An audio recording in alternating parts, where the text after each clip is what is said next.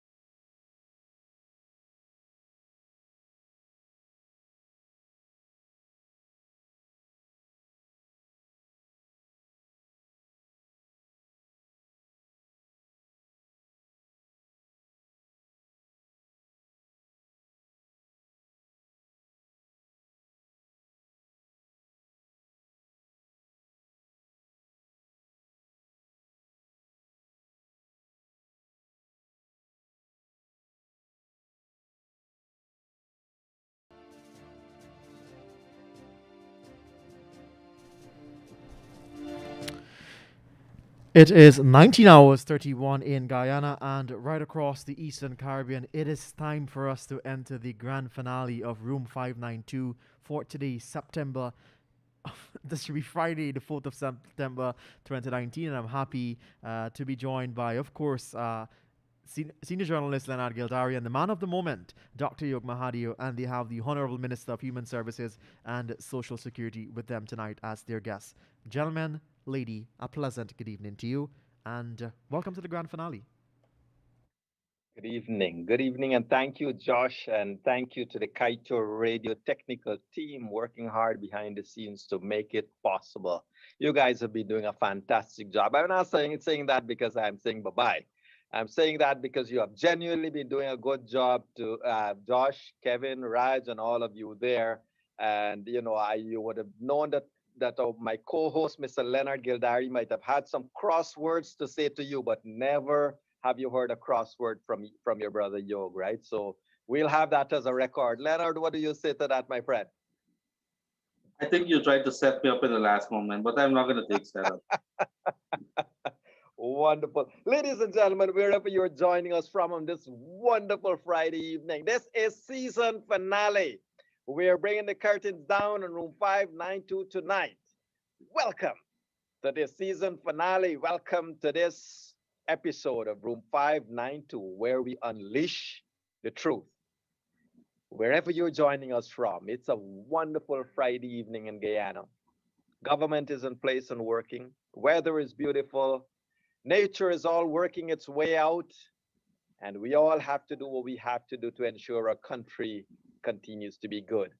And ladies and gentlemen, as we start our final episode of this memorable show, I think, this memorable program, before we get into our chit chat and our discussions and bring on our other guests for tonight, let me welcome our honorable Minister Vindhya Prasad, who we have here, and it's been a request we have made to have the minister join us because, as you know, ladies and gentlemen, social protections, all of the work that we do across the villages, the work we do that can really look at the paradigm of social unity across the country. Fortunately, it falls in the hands of a wonderful person who is committed to the kind of unity we want to build, and that is no other than Honorable Dr. Vindhya Prasad. Welcome to you, our sister. Welcome to you, Minister. How are you tonight? Good evening to you, Dr. Mahadeo and Mr. Gildarie. It's a pleasure to be here with you on your finale, as you say. And to all those who have tuned in, to all those who are listening this evening, it is my pleasure to be here with you on a Friday evening. I know Friday, traditionally, you'd like to relax and you would like to have some time with your family and do the things that people do in Guyana on Friday. but unfortunately, COVID has placed a lot of limitations on us. So you get to listen to what I have planned for Guyana through the Ministry of Human Services and Social Security. And of course, it is always an opportunity to be able to relate to you, to interface with you, and to wish you well, because without good wishes, without prayers for unity, prayers for fraternity, and the ability to bring people together on platforms like this, I think our world will not be what it is. So I really thank both of you for having me on tonight's program, as I hope it's not really the pulling of the curtains on this, because people may have gotten accustomed to this and they would want to see it continue. But thank you nevertheless for having me as your final first guest. Thank you, Minister. And, I guess the first question that everybody has on top of their list for you, Minister, is that we heard you are the bearer of wonderful $25,000 gifts. And so, we wanted to ask you a little bit about that, because Leonard has complained to me that he don't know when this government is sharing out anything and whether he'd be ever receiving. But jokes aside, tell us a little bit, if you don't mind, Minister, about, what are the measures, what are the things that you guys are putting in place with immediacy? Well, I know the government has committed to giving $25,000 per household. It is an initiative that's driven and led by President Ali. And as such, it is not really within the purview of my ministry, but I do know they're working on methods to get this cash grant to families across the country. They will develop the criteria of what constitutes a household and the mechanism by which it can be given, because as a government and as part of the government, we are very cognizant of the need that people have when it comes to the alleviation of economic hardship. We are very, very conscious too that there is a basic necessity like food. And of course, I have no doubt that people have enormously high expectations of us to get things done and get things done with alacrity. It does put a lot of pressure on us to deliver and to deliver well and to deliver within the short period of time that takes us to the conclusion of 2020, and to utilize what resources we have within the existing fiscal space. The whole talk about fiscal space is an important one, because as many would have realized, we came into government and we too wanted the opportunity to do many things. However, because of the practical limitations on what we can or can't do, much of what we're going to be doing across the government is to bring that immediate help to people through the Ministry of Human Services and Social Security. While it's not the 25,000 that I can talk to you about, there are a number of good programs that will come on stream, including the whole talk and the whole conversation about pension. Now, pension and its delivery has been a personal thing of mine, in a sense that it always bothers me when our elderly persons have to stand in line and long lines, and to really weather rain and sun and everything that comes with standing in long lines. So one of the first things I started to work on when I got in was the delivery of pensions. So what we're working on is to right away remove 3,400 people from the lines. And those are the people who are considered shut in on our list of 5,630 pensioners. And those people will have direct delivery of pensions to their homes. In addition to that, it is ensuring that there are alternate venues for the collection of pensions. Of course, our demographics, the hinterland versus the coastland, will depend heavily on access.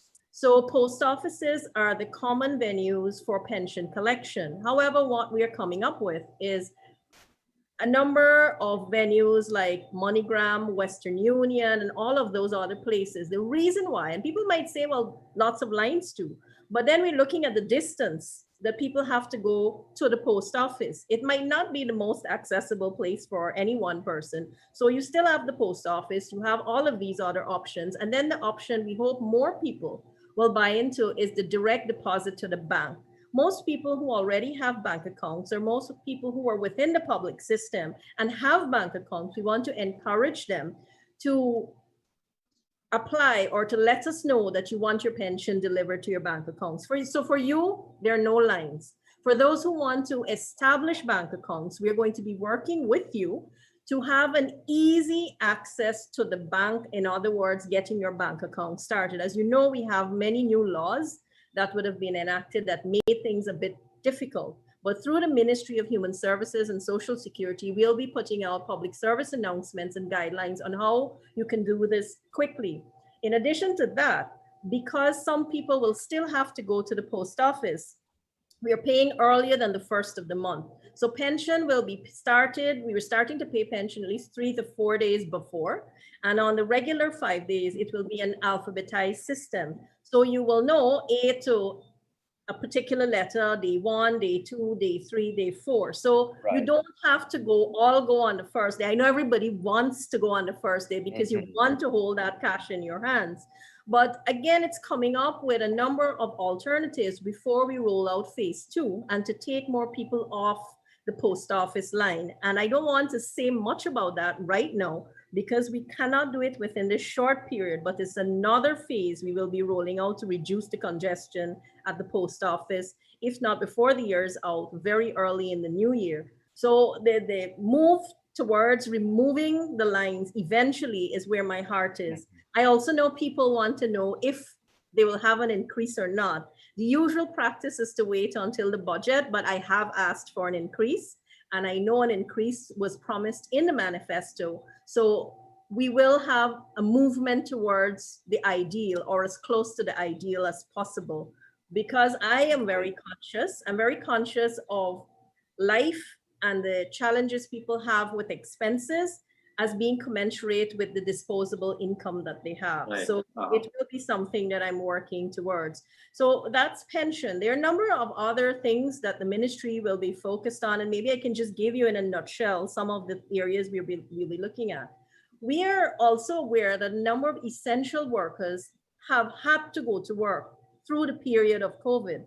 Some had the opportunity or the necessity to stay at home, but there were many others, including healthcare workers and similar professions, both in public and private sector, who had to go to work. And there came the problem of children, because children had to be left at home or left somewhere.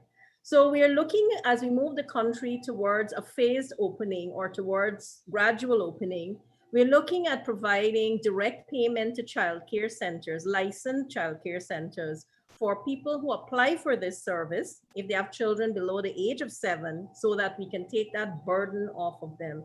Because it is a very difficult thing to know where to leave your child and to leave them safely.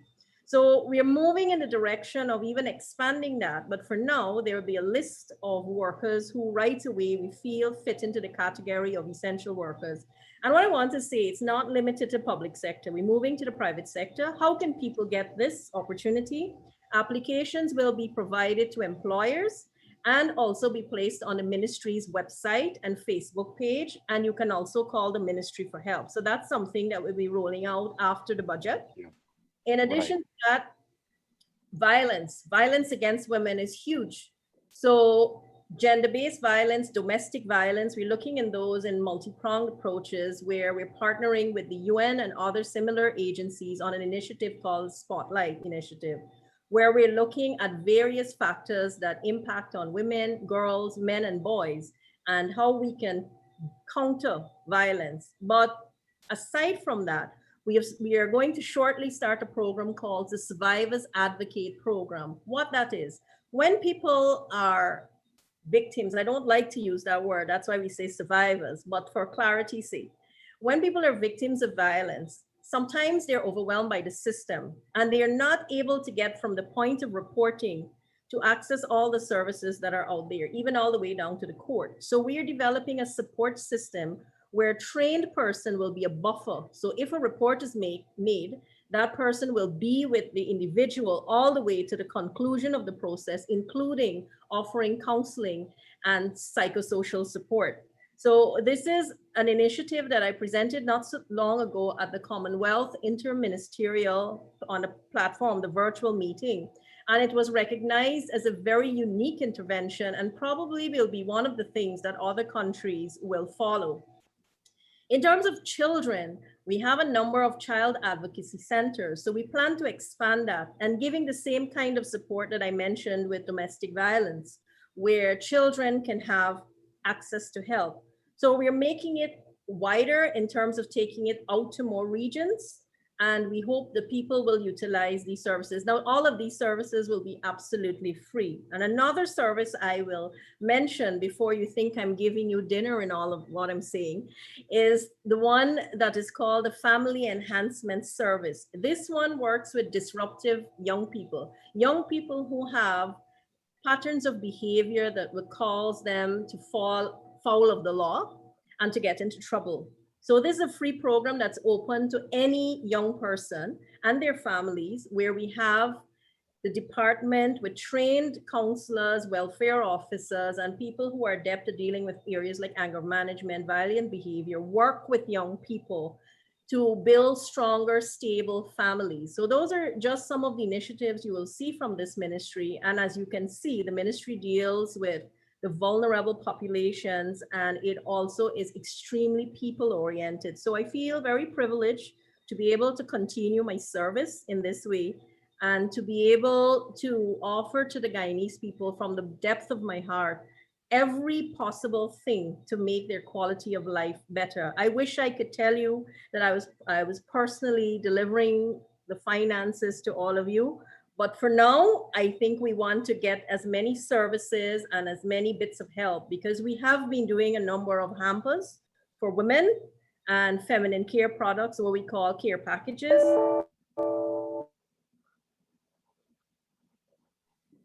Right. No, continue. I Did think we lose lost her. Minister? No, I think we did. It has been, but you did this in the meantime while she's saying that. That is very good news. You know, this is something we've been fighting for.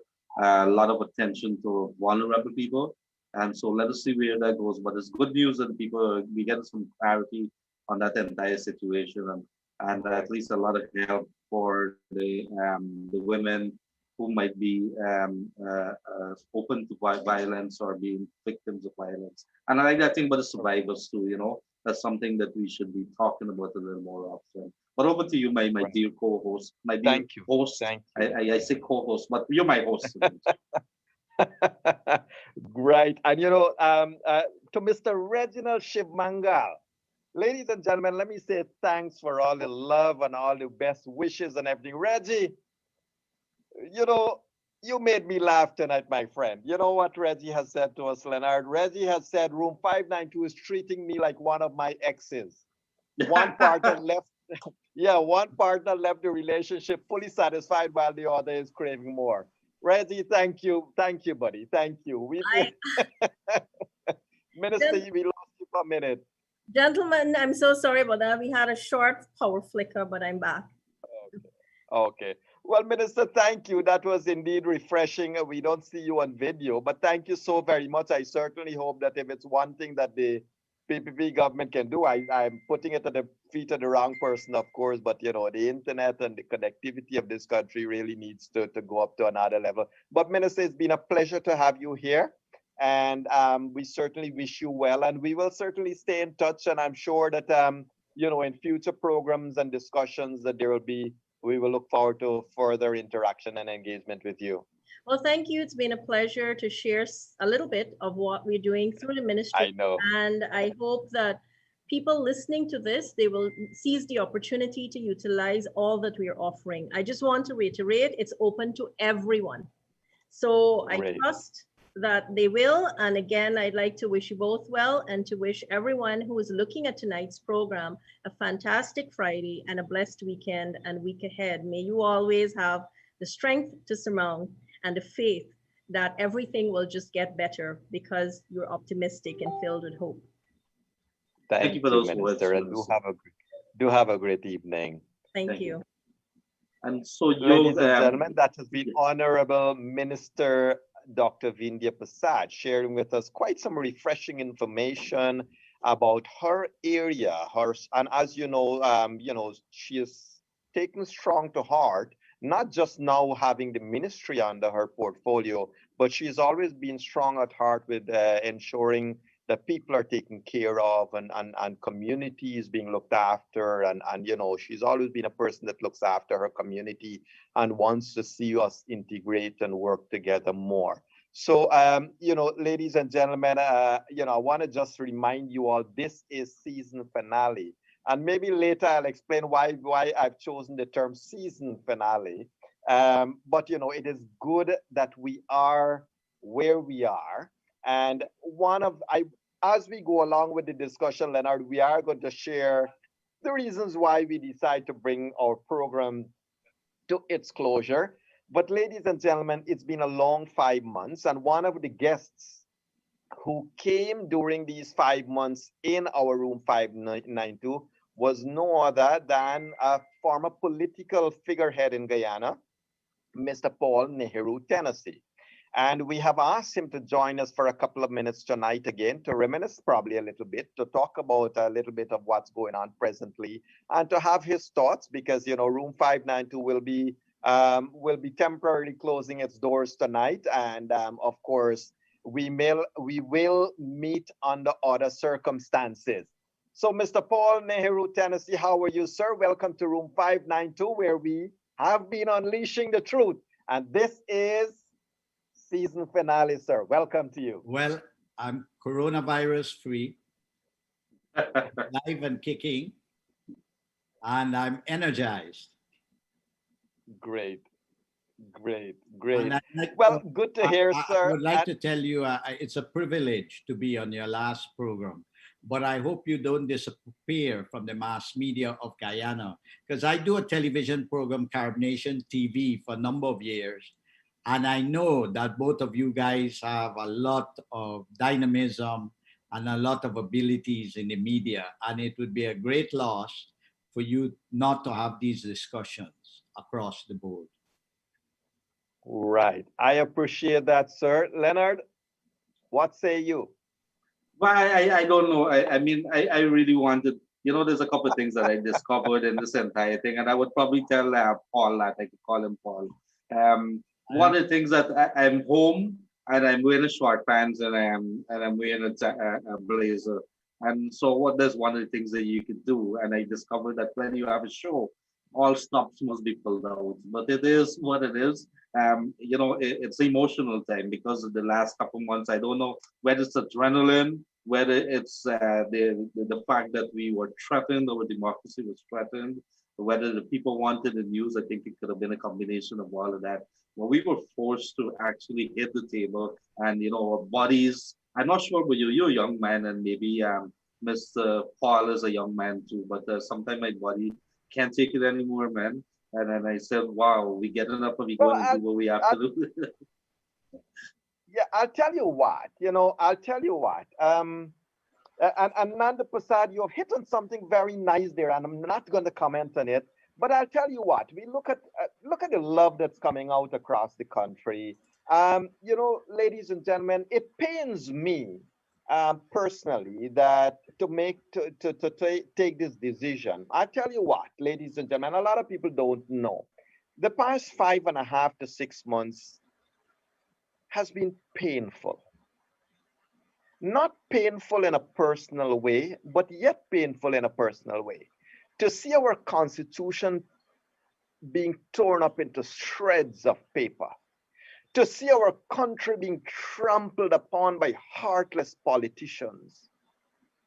You know, I am proud to say that when I approached Glenn Lal and when I approached Leonard Gildarie and said, listen, let us fight, let us stand up for democracy. These two gentlemen were all up in arms, all ready to embrace the initiative and say, let's do it. And what a march it has been, ladies and gentlemen. We have been called every name in the book. We have been attacked in every way you could think of, personally, in every way you could think of. But at the end of the day, I'm telling you this, ladies and gentlemen, what we have done in Elections Watch and on Room 592, we have been for the 5 months on a longer campaign than the political parties have been on their election campaign. And we are proud of it. Democracy has won. The fact that the PPPC government has become the government was not the point of fighting. The fighting was for democracy, and democracy has won.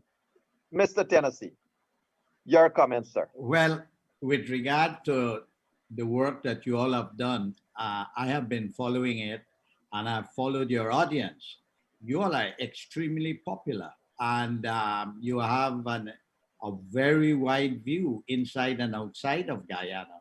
And I think people appreciate it, the strength, the honor, and the grit that you guys had. And I think you all were fair. You brought and you invited everybody to be on your program.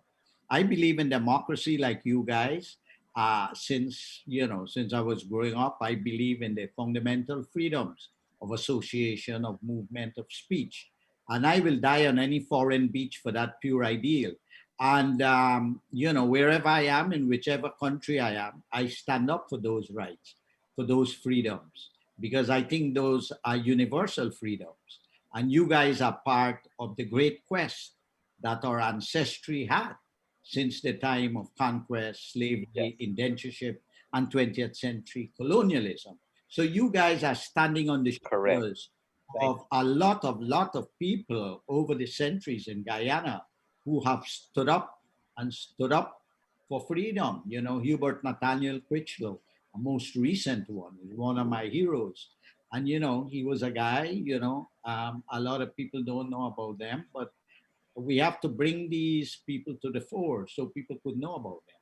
We had the Berbice Rebellion, we had heroes from the Berbice, the Echo Martyrs. And we had the Room 592 Rebellion. And Leonard, I'll tell you, Ravi Singh says it nice. Ravi Singh has said that, our tagline has been where the truth, unleash the truth. He has said 5 months, the truth was unleashed. The truth did come out, and it helped a lot of people. What refreshes me, Mr. Tennessee and Leonard, is when I hear words like Mr. Yog, Dr. Yog, we have learned a lot from these programs. And that is probably most refreshing.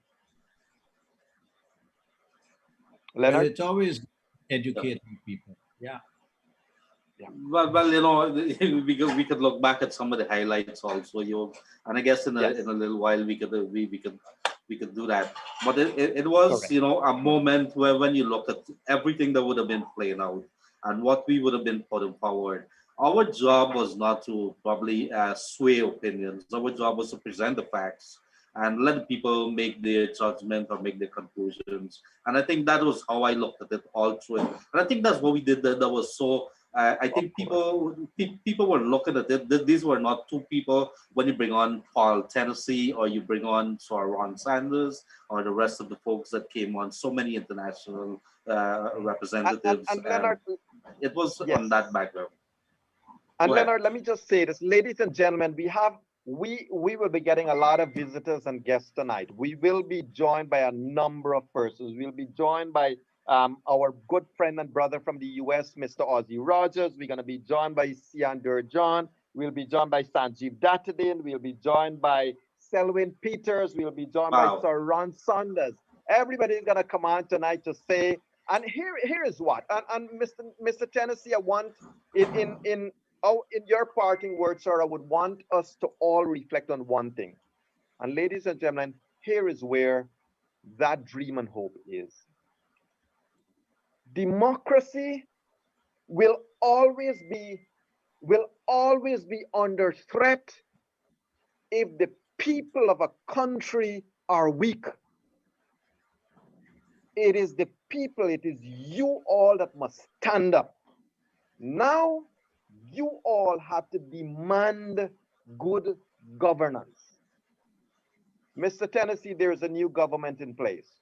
It is imperative, in my view, sir, that the government not only speak of democracy and good governance, but in every decision and act, it must be one of exemplifying good governance. What's your comment to that, sir? I agree with you that we don't only want good governance, we want best governance. But there again, local government elections is coming up. We need to empower the local leaders about democracy. We should do democracy literacy, or people need to know the Constitution. You were aware that over these last 5 months, all we heard about is the Constitution, the Constitution, the Constitution. People were not even aware about many things about the Constitution. So there are a lot of things in Guyana Correct. that we took for granted, and we thought it was only a matter of going to the polls and putting your vote. But then, lo and Right. behold, you found out that there is something called the Constitution. And therefore, it's very important. I've always said, each nation state in the world, there are about 193. They give you a birth certificate, they give you a passport, and they have a constitution that controls the territory within which you function. And therefore, the Correct. media has got to continue in Guyana to operationalize that constitution, because there's a lot of things that is wrong with it. And Correct. we have to And- have fundamental reforms. Correct. And Mr. Tennessee, ladies and gentlemen, as well, what is important is the role that media must play. And while Guyana's media, independent media, has remained independent, and hats off to Kaieteur News and Stabroek News in particular for keeping the flag of Guyana flying high from an independent perspective. We always speak of fourth estate, meaning you have government, you have judiciary, you have executive, and you have the media. But ladies and gentlemen, you hear this from Yog Mahadeo tonight. There is a fifth estate. There is a fifth estate. In my view, the media is the fifth one. The media, judiciary, executive, and all of that. And guess who is number one? It is you, ladies and gentlemen. It is the people of this country that must never allow such trespasses on their personal, individualized sovereignty again. We can't allow this. We can never allow the rise of such dictatorship again in this country. Guyana's had it twice. Twice. 1964 to 1992. And I want to say 2018, from the NCM to 2020. Dictatorship that must never be allowed to rise again. Leonard, it has been a phenomenal journey. And Mr. Tennessee, thank you, sir, for joining us tonight. And your closing thoughts, sir. Well, I would like to see, I know when you think of me, I'm an academic, but also you think of me of having a political past. But I sent you a pamphlet, which is called, this pamphlet. I used to work, it's called Trinidad and Tobago and Venezuela, Strategy for Trade and Investment. My closing thought would be this. And I'd like to see the media take it up. Jobs creation in Guyana is very important, but it should not be laid alone at the feet of the government. I would like to see the private sector play a very important role. I would like to see the Ministry of Labor, the Ministry of Business and Tourism, the private sector, the chambers of commerce get together and have as one of their number one priority, job creation. How many jobs they will create.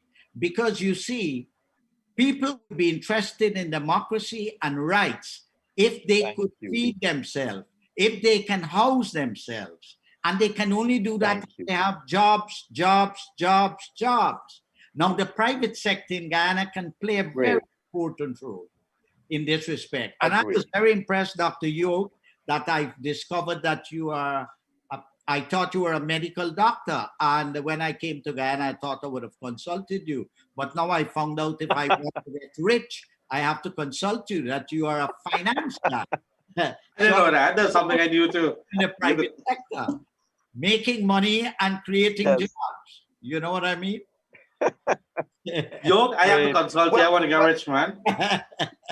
Well, you know, I can advise you, you know, Leonard, my passion is in looking at how a country spends its wealth. I'm not going to advise you how to get personally rich, but it's looking at how our country spends it. But you have to Mr. help us Tennessee, create thank you so wealth. much. I hear you. Thank you so much, sir. And Okay. I want to say this in passing, ladies and gentlemen. Mr. Tennessee has mentioned the private sector, has mentioned the entire gamut of how a country is run. But, ladies and gentlemen, I want to remind all at sundry, a private sector that is in bed with a government will not be a private sector. It is part of a public sector. So you got to always be careful about how you're allowing the lines to be defined by whom. And Guyana has a far way to go. I'm not going to comment more on that, Leonard, but it is something that we have to continue looking at. Mr. Tennessee, it's been a pleasure to have you here, sir. And you could stay on, sir. You don't have to leave. Your company is always enjoyable. We will be joined by another guest in a moment. Mr. Sanjeev Dattadin will be joining us. I think, Josh, you have to allow our guests to come in. Ladies and gentlemen, in the meanwhile, Mr. Dattadin is joining us and Sian Durjan is joining us. Let me tell you all this. I want to say thanks to some fantastic people. There is a gentleman, I don't know if he's locked on tonight as yet. There is a gentleman by the name of Mr. Frederick Gaspar. Mr. Frederick Gaspar, you are a phenomenal brother of mine. You know what this gentleman has done? You know what this gentleman has done, Leonard? This gentleman has, from the moment we started Room 592, he created a website that is called room592.com. And he has uploaded every single video of every single program we have had. And Wow. Frederick Gaspar, thank you, sir. That was voluntary service. That was great service. And Room 592, and I personally, we thank you very much, Mr. Gaspar. Well done, and I'm proud of you, my brother. If every Guyanese would be like you, we can always move this country ahead. And let me say, welcome first off to Sian Durjan. How are you, sir? I see you wearing red and Sanjeev wearing green. Yeah. You're not gonna get That's this from one. here, man. Did you guys link up or something before this? No. I tell you what, it is the fruit of democracy. Finally, you can wear any color you want without being politically tainted, right? Sian, here goes, sir. How are you? And welcome to Room 592 for this season finale. It's been good to have you on the show before, Sian, and unfortunately or fortunately, this might be the last time, at least for this season, unless that man in the room, Mr. Sanjeev Dattadin, and his government does not perform the way we want them to perform, then, unless that happens, this might actually be the final time you're going to see us in this room. Sian, over to you, sir, for your thoughts and comments. How has the room been for you? Good night, everyone. Good night. Thanks. I've enjoyed the show throughout. Before I was even on the show, I was an ardent follower, an ardent listener. This show is probably the widest cross-section of intellectuals that talk show on TV ever had. And you came into our homes, into our offices, into our vehicles, and you stimulated rational thought. And, iron sharpens iron and sharpens iron, and you uplifted the national consciousness. And we have to thank you for that. Kaieteur News has a national duty to find a fitting successor to this show so that a new show can carry the baton. Well, that's a major challenge here, major challenge here, man. You gotta find somebody. What do you call it? Well, let's see what will happen. And Sian, I thank you for that. And you are right. And it is something that we have heard that we have managed to get a lot of cross-section of intellect on our program. And Sian, you have also contributed to the national dialogue that we created. And Sanjeev, one of the things that we feel proud of, Sanjeev, and thanks for coming in, and you have also been a contributor to this program. One of the things we are proud of is that viewers and listeners out there have said they have learned, and they have learned a lot from Room 592 and from our elections watch. Sanjeev, welcome to the season finale, sir. Mr. Attorney at Law, Mr. MP. Good night, Yo. Good night, Leonard. Good night, San, your listeners, and of course, good night to my beautiful wife. Yog, I want to tell you, as I've indicated to you personally before, thank you very much for what you did. Thank you for keeping so many people up to date. I would like to share with your listeners and your viewers what I told you a few nights ago. And that was, besides the fact of my father telling me and me not figuring out that Yogendra that he was speaking about really meant yog. Besides that fact, my father, who is not in the country, and during all the times that is going on, he's eager to find out what goes on. He's eager to know during those 5 months when there were some dark days, and then there were some positive days, and then it would go south again, and then we would have to try to go all over that circus that was ongoing. My father was grateful that what was being shared on a nightly basis was the updates. And at that time, Yogi, remember you and Leonard were on in the afternoon for a bit, and you'd have your various updates, and then it started out being just the afternoon portion. And then that turned into a couple hours in the afternoon and then a couple hours in the evening. And it was fitting, and I'm sure the decisions that both of you would have realized that because every day the stories were changing so much, there was so much to go on with COVID, there was so much going on with the elections, and almost hourly there would be different updates, different things going on, and there was so much that you needed to share with people exactly what was going on. And persons like that relied on this program to inform them of what was being said, who was doing what, how much the rigging was going on, who was involved in the rigging, what was everyone's response. These are things for the Guyanese who were overseas that it kept them informed. It made them feel a little bit more involved, a little bit more at home. And Yog, thank you very much. And of course, I know everybody's going to be this evening perhaps thanking Yog, but we can't forget Leonard. Mr. Gildarie is the constant force going around trying at all times to keep it down the straight and narrow, down the center, and to be the journalist. But I'm very happy for what you did. I'm very grateful for what you did personally. I'm very proud to have participated in a lot of the discussions and a lot of the sharing whatever insight I could have and help in any way that I could have. Yog, it was indeed a pleasure. Thank you, Sanjeev. Thank you so very much. And thank you for your kind words as well. It's been an honor and a pleasure, of course, to do what we have done.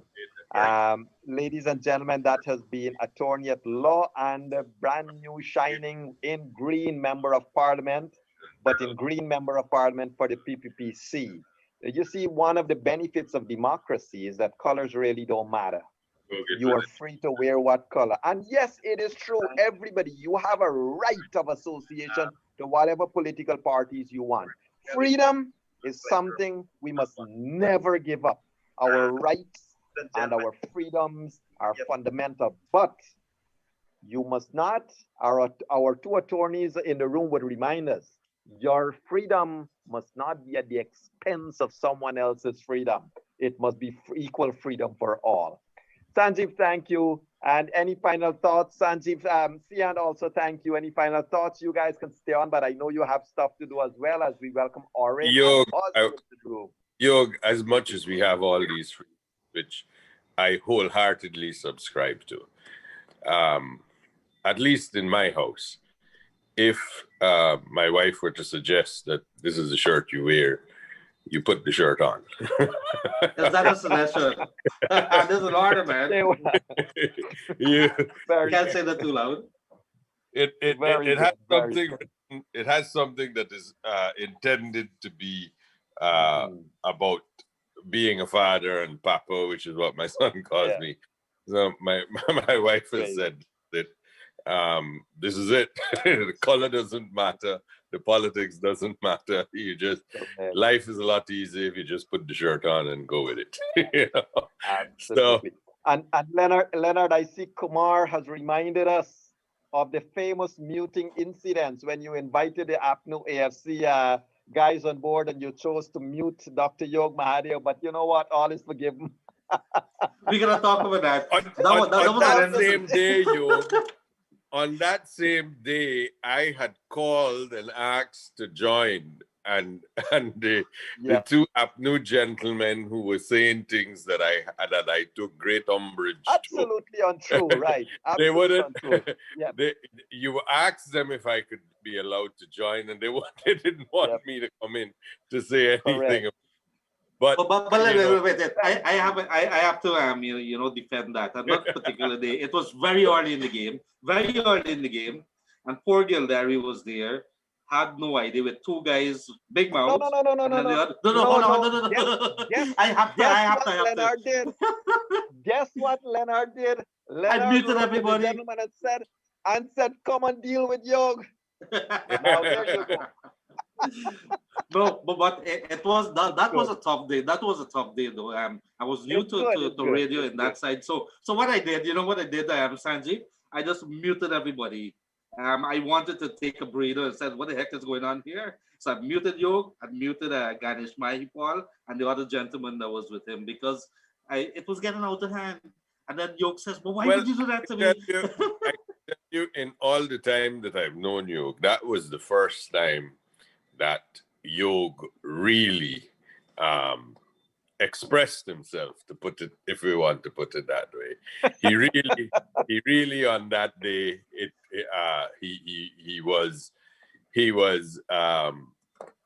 rightly, I thought, offended by a lot of what was being said and spewed, and in fact, I am not one of them that I would say that I would be hearing a program on the radio and I would call in and want to be a part of it, but I felt equally that what was being said was so far from reality that someone needed to answer it right there, right then, because people were going to go away with the idea of what was being said was true. And I understood and I respect the fact that you said that when you invited them, you didn't tell them that I would be on the program. And that to bring me on the program would be unfair to them. But it begs the question at the same time, if you were going to say the things that you were going to say, then you should have been prepared to defend it against the world, let alone little old me. But right.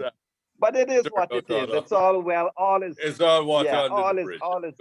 The good thing about it is that I was able to mute more the Yog, so that's a good thing about it. All right, Yog, all the very best. Leonard, all the very best.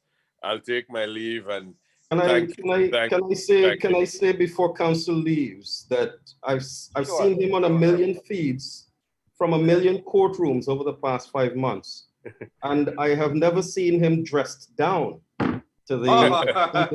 It was always black. It was always sober, black and white, and it's refreshing to see him go in a different direction. Always, that's always it. But Oren. Tonight was not intended to be part of a program. I knew that Yog was thinking of wrapping it up. I promised him I'll come on in 5 minutes just to say thank you to him and to express some of the thoughts that I had about it. And also what I thought he achieved. And I'm very grateful for it. So I really wasn't in the role of doing the formalities today. Great. Thank you in different garb though, Council. Thank you, Sanjeev. This is just so gentlemen, it's been good to really have you all here again. And Oren, tonight is season finale, and it's good to have you joining us all the way from Trinidad. And you know what, Oren, we delivered before you guys. I am so proud of that, I am so proud. Guyana got its elections and got its declaration of a result, got a government and everything before Trinidad. I thought it would be a close run thing. I said to my Trini friends, I am making a bet that I want to lose, that we will know the results of the Trinidad and Tobago will have a declaration before we do. And I was happy to be wrong about that. It was an extraordinary state of affairs. I watched the Jamaica election returns last night in real time. Yes. And before 10 o'clock, they knew that the People's National Party had taken a drubbing. So we have got a lot of work to do to. It takes big men and big women to move in a particular direction. Eh? Yeah, it takes a lot of. Yeah, yes. Go on. Yeah, we've got a lot of work to do to make the normal normal. Number one, correct. The results of an election with a voters register of 500,000 must be known by 9 or 10 o'clock the night. And number two, the loser must concede on the night. And we really should have been spared all of the shenanigans that we had to endure over the last 5 months. I think we as Guyanese, to some extent, have to take some of the blame for that. We try to normalize or rationalize the abnormal, and we shouldn't. We should have baseline expectations of our country and its systems. And we should say that that is not acceptable. This level of incompetence to which we're being subjected is simply not acceptable, and we can do better as a nation and as a people. Absolutely. And I see we have been joined by my good friend and brother from the United States as well, Mr. Ozzy Rogers. How are you, sir? Welcome to Room 592, where we unleash the truth. And as one of our viewers reminded us, yes, go on, Sam. I just wanted to say good night to everybody. Thank you for having me. Take good care. Good night, Santi. Thank you, Santi. Thank you very much. Ozzy, over to you, my brother. With a pleasure. Please unmute your mic.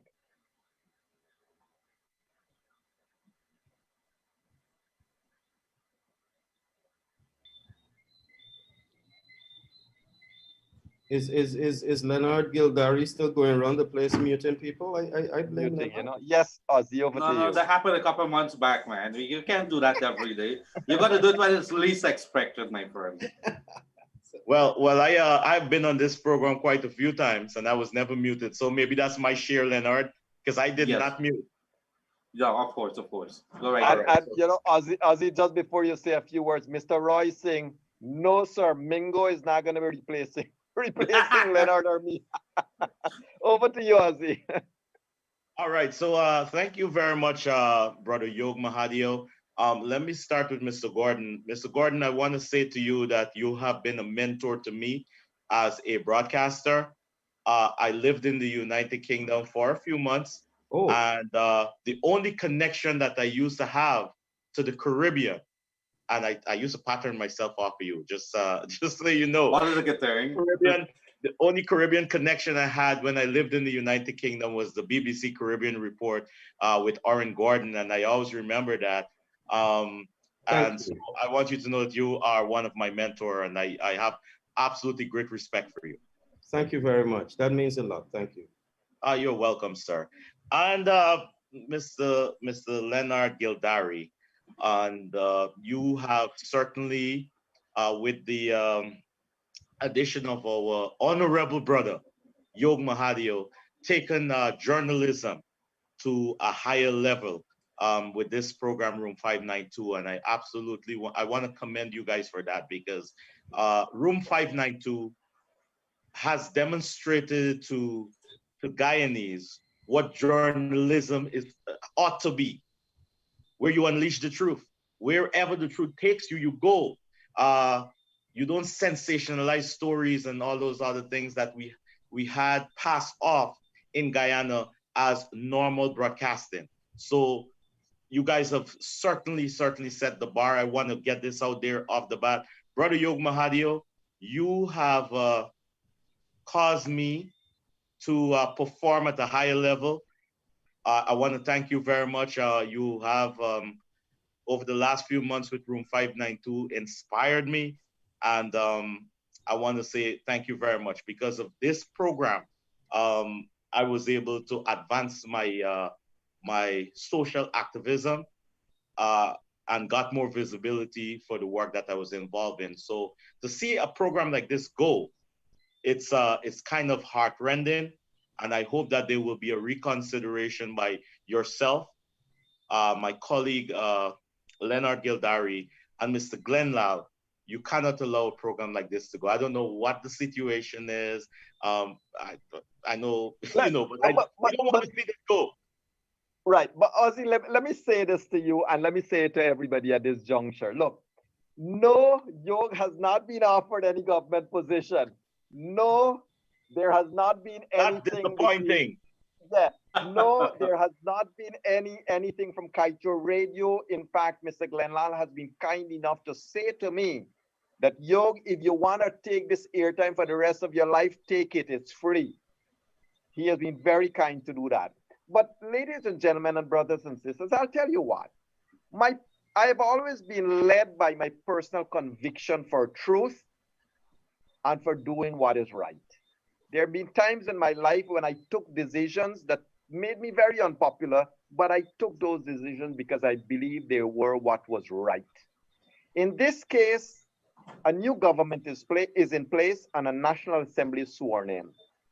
They need their space. They need 100 days at least to perform. I've heard and I've commented about some of the appointments. I've heard and I've commented about some of the persons who are given jobs by the new government. My personal thing now is that these people have to perform or to be allowed to perform, and then we judge them. Don't prejudge somebody who is now into a job. Let us allow them to perform, and then we assess them based on their performance.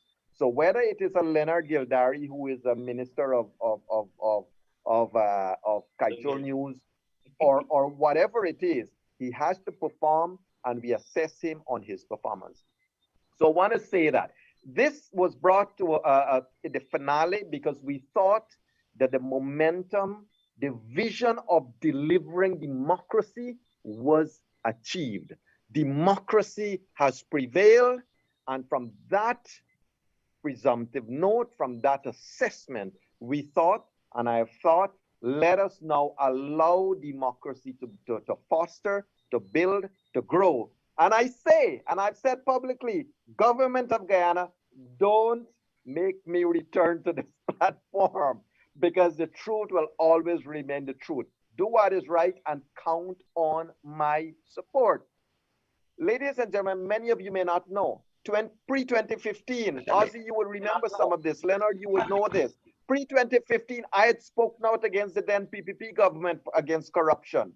And after that, when the APNU started to be corrupt and so forth, I started to speak out against them. Truth is truth regardless of who's in power.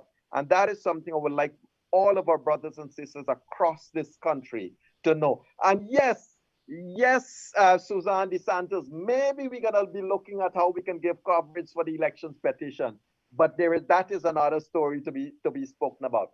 But I just want to take another note to say thanks to a few people before I ask your comments again, gentlemen. I mentioned Frederick Gaspar, who on his own, Leonard, he financed the creation of the website on his own, from his own pocket. That was a contribution that is very magnanimous. Ladies and gentlemen, there is also Sir Ron Saunders. We are still hoping he can join us tonight, but he's told me, just send me a text to say pressing engagement. But the gentleman has taken Guyana, Sir Ron Saunders, sir. You have represented Guyana, the CARICOM heads at the Commonwealth at every stage, and we are proud of you, sir. And what makes us especially proud, Sir Ron, as I've been fond in calling you, Sir Ron, you have been a guest on a number of occasions in room 592. And we have stood together, we have sat together in this room, and we have battled for democracy. And Leonard and I are proud that we were able to sit in the same room with you, Sir Ronald Saunders. Leonard, there was also phenomenal engagement we had with Sir James, former PM of St. Vincent and the Grenadines. Yeah, what a wealth of knowledge that gentleman was. I learned so many things about some history of Guyana. And you remember, we were extremely shocked with the role, some of the behind the scenes thing that would have happened with Desmond Hoyt and so on. I mean, I was blown away. Yeah, and Orin and Ozzy, Sian, I think, I don't know, and certainly Mr. Tennessee, you guys would know this. You remember our history when Desmond Hoyt took the credit for bringing back Flower and bringing back all those stuff.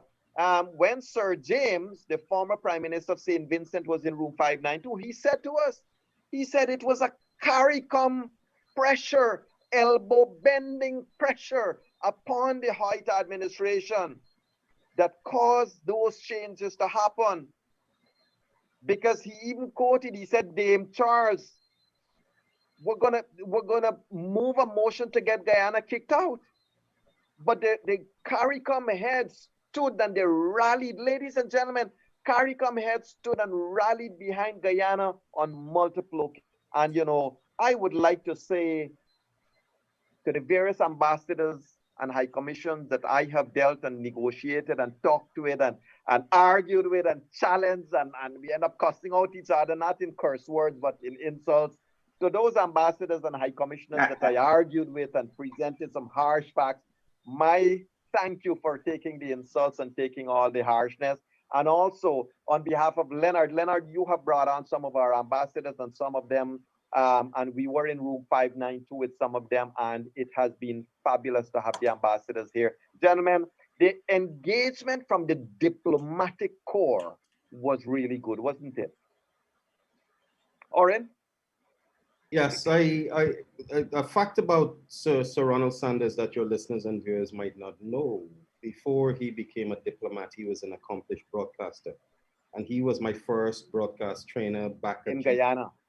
Yeah, when I worked at GBC in the late 80s. So I owe him a lot. We would interact with each other quite a bit for BBC Caribbean Report and other BBC programs. And he is one of the sharpest minds out there, the son-in-law of Sir Sridhar Thramphal, another very sharp Guyanese mind out there. You mentioned Sir James Mitchell, and I remember at the height of the CCJ business, some people who didn't like the decisions that were being rendered by the CCJ floated the idea of us returning to the Privy Council. But if you look around the Caribbean, Caribbean literature, Caribbean history, Caribbean politics, we have some of the smartest and most intellectually capable people in the world. And we don't need to go anywhere else to have our needs met by anyone else, whether it's judicially speaking or in any other respect. We have everything that right in this region, and I would like to speak up for CARICOM in this respect. Thank you. And ladies and gentlemen, we are expecting to be joined by Mr. Attorney at Law Selwyn Peters in a couple of moments, and we of course would want to talk about the Commission of Inquiry that is soon coming up. As you know, a lot of persons are behind bars. Mingo and so forth has been detained for their for the investigation into the roles in their attempt to rig these elections. And we cannot disguise the words there. They attempted to rig these elections, and I fully support a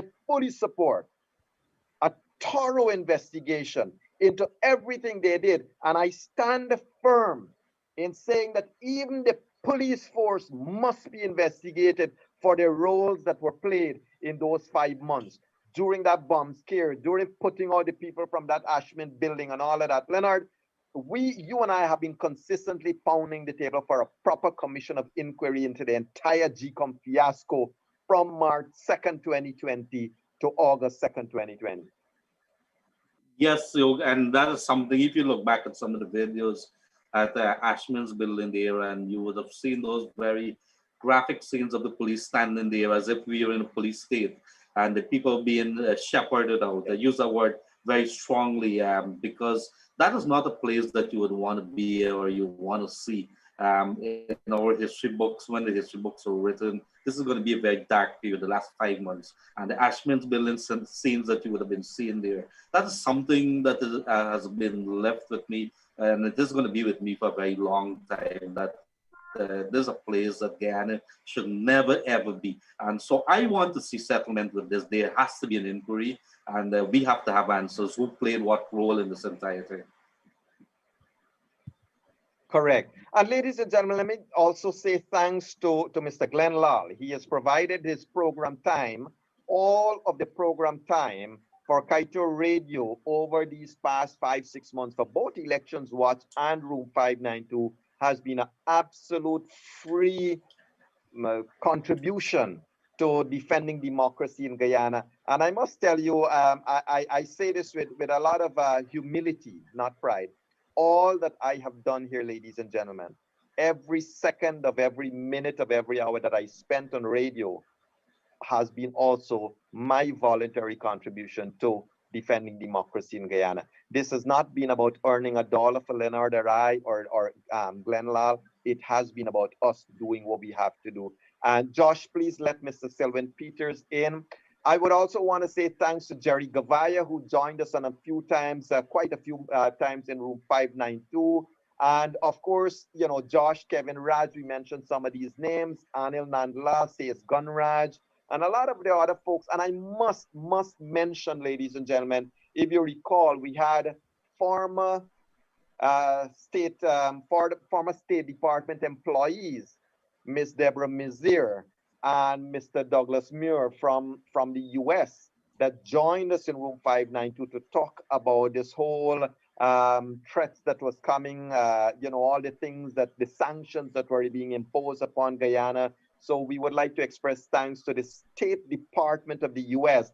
And on that note, let me also say, you know, if you guys ever see this, guys and ladies ever look at this broadcast from the US, and you know who I'm talking about, some of you diplomats and, you know, persons whose name I'm not at liberty to call, thank you for taking the curses, well, not literal curses, taking the insults. Thank you for allowing me personally to bend some of those elbows and for reacting the way you did. It has all been well done. Leonard, you'll remember one famous day I posted on social media the words, "There will be a phone call." And everybody started to question, what phone call, what phone call? I think you all know what phone call now that I was talking about, right? But it's in the past. So ladies and gentlemen, I want to say thanks to them. And I want to say thanks to an 87-year-old avid fan of room 592, Mr. Clement Inshanali. Sir, I know you have your radio next to your ear, in your hammock at Kanji, Berbice. Mr. Clement Inshanali, all of this has been for you and others like you who are the parents that we, the children, are proud of. Mr. Clement Inshanali, 87 years old. Thank you, sir. You have continued to inspire me as well, and you have continued to insist, let us keep on forging ahead. And I wish to acknowledge that we are joined by no other than our brother attorney at law, Mr. Selwyn Peters, all the way from Canada, joining us in room 592. Selwyn, welcome. Welcome, sir, to this season finale, room 592. You're muted. Good evening, all of you. I joined late because I was enjoying the discussion, and so I wanted a convenient time to jump in. I dressed down tonight because I saw two of my bar colleagues are dressed down, so I figured I better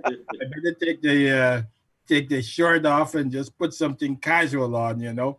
But I didn't choose red or green this time around. I figure Cyan and Sanjeev represented those colors very well tonight, you know. But it was very unplanned. But let me tell you, this program was really much needed program at the time it existed. We heard a lot of stories, individual stories about the persons who appeared on this program. We learned so much about them and their personalities. We heard about a number of places in Guyana, some of which we've never been. You spoke about a lot of events. There was resort to history as well. So, I mean, the program covered a lot of in-depth terrain. It wasn't simply reporting. It was delving deep into these different matters, not only the election, but other things, including dealing with politicians past and present and future. I know you asked me about what my future role is in terms of politics, and I've never really thought about getting into the political arena, you know, so it was a great program, and I joined with my friends and colleagues in this program that express the desire that there'll be some way that a program of this nature can continue. Thank you. Thank you, Selwyn. And ladies and gentlemen, as Selwyn has said that, let me also mention a couple other names. I want to say thanks to Freddie Kisuna, of course. He has joined us on a number of occasions, and Freddie's opinions are always unique. And so thank you, Freddie. And thank you, Vincent Alexander. We have duelled many a times verbally, of course, sir. But thank you, Commissioner Vincent Alexander. Thank you, Commissioner Bibi Shadiq. Thank you, former President David Granger, for your kind words and all that you would have done, sir.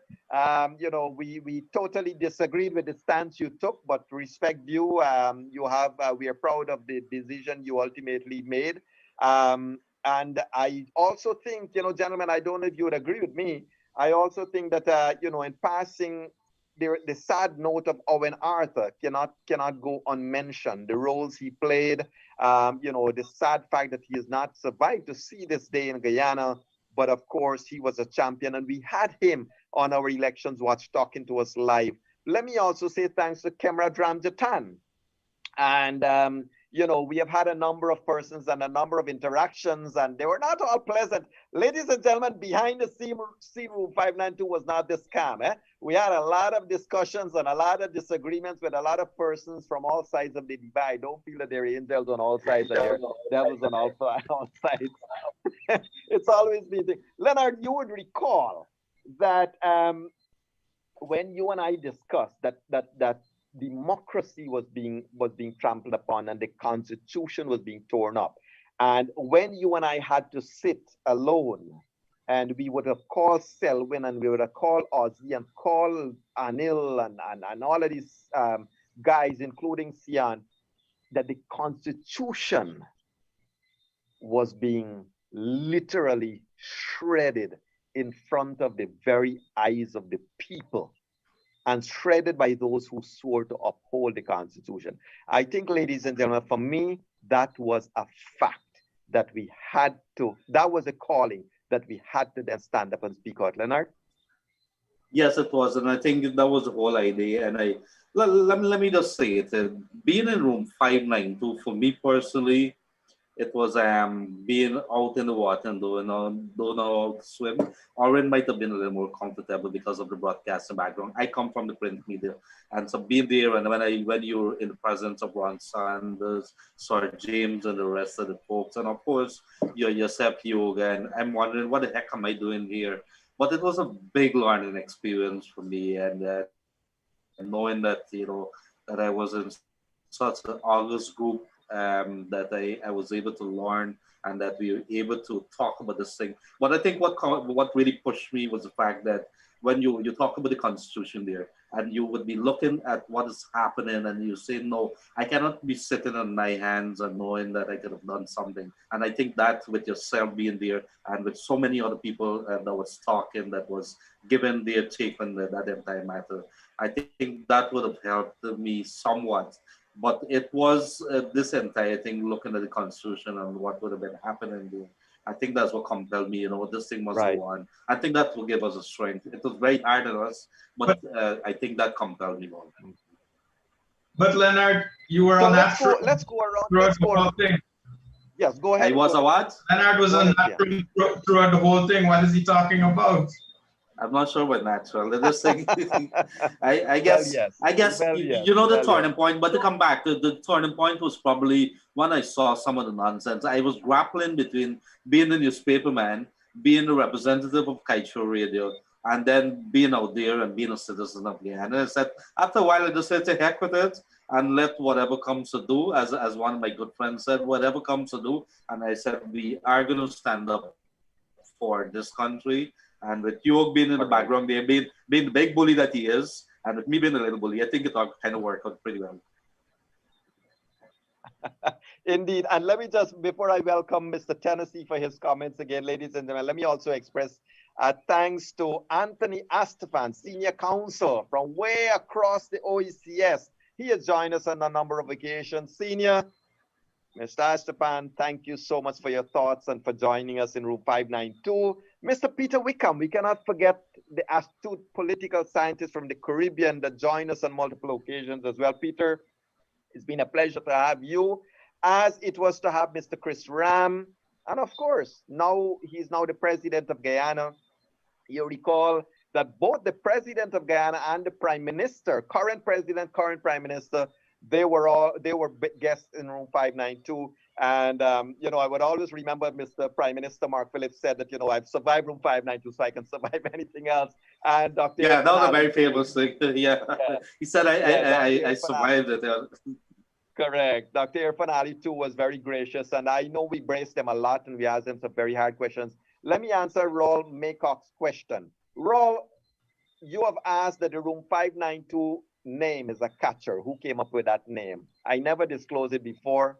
I have been most blessed to have a lady who has walked equally with me at every step I've taken in my life. Her name is Anita. My wife, Anita, is a marketer. She's an accountant, and she is the managing director for one of the local companies in Guyana. And she actually came up with the name Room 592. And the 592, for those of you who haven't realized it as yet, it's the Guyana's international code. So it is Room Guyana, basically, Room 592. And so, Anita, let me just say a personal public thank you for giving me and Leonard and the world a Room 592 that we really enjoyed. Mr. Tennessee, your comments, sir. Well, one other aspect that you've achieved in this program that is extraordinary is that we always talk, and I presented a paper of the role of the Guyana diaspora at a conference for the University of Guyana, is that the smoothness with which Guyanese abroad, Guyanese at home, Guyanese in the Caribbean were able to participate and engage without recognizing or looking at the difference of geography and of those abroad and those at home. It became one family's debate. So in a sense, I'd like to thank you for having made our family, the Guyanese family, and the friends of Guyanese family, because I consider our Caribbean brothers and sisters as part of the Guyanese family. We are an integral part of the Caribbean. We are part of the Caribbean. If you ask people where Guyana is, they will tell you the Caribbean. I once was in India, and they said, "Where is Guyana?" I said, "The West Indies cricket team." They said, "Oh, the Caribbean."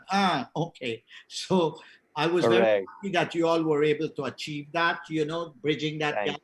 And I hope that spirit could continue, because the interest was extraordinary in the 5 months. Thank you. Bridging the gap. Correct. And let me also just quickly mention some names, you know, Rhonda and Lamb, she came a number of occasions in our room. And as a matter of fact, Shaz and all the Delon and all of the ladies and gentlemen from the new parties, they had been part and parcel of the Room 592 at one time or another. We remember a number of discussions with Tim Jonas, Ralph Ramkuran, Senior Ralph Ramkuran, and Kamal Ramkuran, Bishop Ejil, and of course, Colin Kroll and Nigel Darmlal, and when they became ministers, of course. And I see we are joined by Sir Ron Saunders, and we are fortunate to be joined again, ladies and gentlemen, by no other than this distinguished personality who holds Guyana true to his heart. Ladies and gentlemen, just before I ask Sir Ron Saunders to say a few words, let me just say this. Leonard, I have been taking a perpetual beating that Anita has been baking all of these wonderful pastries, and I tell you, she has cooked up a batch of cheese rolls and pine tarts, and it's all homemade. And Leonard, once again, there is no taxi service near our home, so unfortunately, I can't send you. Well, I was about to ask you, what is the relevance of this to this? To everybody in the room, it is COVID time. So just imagine you have received one of these warm pastries and a hot cup of coffee virtually, and enjoy it, gentlemen. I would have to interrupt you and ask the judge there to probably overrule whatever it is that you're going to have to say.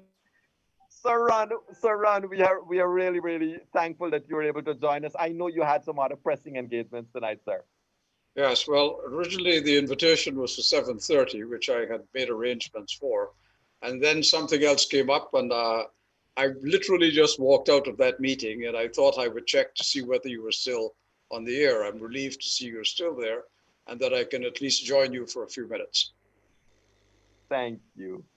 Thank you. So, Sir Ronald, we have expressed thanks to a lot of persons, including we mentioned the contribution of Sir Owen Arta. We mentioned Sir James Mitchell, who was part of Room 592. We did, of course, mention the contributions you have made, not just to Room 592, but that phenomenal presentations you did, sir, at the time when it mattered most. I think it really rocked a lot of hearts across the Caribbean when you use those very famous words. Democracy is being trampled in Guyana, what I said democracy delayed is democracy denied. Yes. Sorry, precisely. sir. Over to you. That's exactly what I did say. And at the time, of Yes. course, it was important to say it because it was one court case after the other, as you will recall, retrying the same circumstances over and over again. It was a delaying tactic that had Guyana and the Guyanese people on edge. And frankly, anything could have happened in that very uncertain period. But it was not just Guyana. The entire Caribbean was on edge, looking at what was going on. And then there was the international community, who played such an important role in ensuring that democracy was not denied, and that in the end, democracy remained alive in Guyana. So all of that was extremely important. And I am glad I made the interventions at the time that I did it. They were done in the interest of Guyana. They were done in the interest of the Guyanese people, but they were also done in the interest of the Caribbean community. Because had we ended up in Guyana with what would have been a coup, a government installing itself without being elected, that would not have gone down well for the Caribbean in the international community. And I see we've got Paul Tennessee with us, and Paul would know that in the Organization of American States, for instance, where we continuously talk about the importance of democracy, the rule of law, and free and fair elections, we in the Caribbean have tended to judge others in Latin America. This would have been Latin America's opportunity to judge us. And that was the last thing I wanted to see happen. Guyana should not have become a banana republic. Banana republics is not what we in CARICOM want to be associated with. We've resisted it from the time we were formed, and that is what we must continue to do. That is why it was so important for the rest of the region that democracy should reign in Guyana and reign strongly. Thank you, Sir Ronald. And, I just want to, gentlemen, if we could just spend a couple of minutes, now that a new government is in place, National Assembly has sworn in, and actually it was the swearing in of the National Assembly that then, preempted our decision that, now that the government is in place, National Assembly in place, democracy is in place, it is time that we bring a finale to this Room 592. I would like to invite your comments as we go around, starting first with Sian. I would like to invite your comments now about good governance and what is expected of this government of Guyana going ahead. And, we got to be cognizant of a couple of challenges that the government has, COVID, but every government around the world has it, right? We got to be concerned about the finances, but what's new? So government can complain and will complain about all the challenges it has, but it doesn't take away, in my own view, what they have to do, and that is to serve the people. Sian, your thoughts first. Well, I think what we want the most from this government is meritocracy. We want people who are deserving of positions to be placed in those positions. We want an end to the nepotism. We want that other people mustn't get ahead of those who are fitting in the role just because of a family connection or a long-standing association. We want a meritocracy. We want fairness, impartiality. I think if we are to do that, then we would just uplift the standards overnight. That, along with a lot of very small things this government can do that would make incredible, long-lasting changes. And certainly we cannot condone wrongdoing, especially that we just exited from. If the rule of law is to be meaningful, we have to hold people accountable for wrongdoing across the board. Thank you. Ozzy, I want to come to you next on the same thought, your thoughts on governance going forward and how we as a people must look out and demand good governance. Well, sir, I wanna beg you if I can just say something before I go forward, something about this show, because I really think I need to get this out there. And since we're closing off tonight, there's not another opportunity.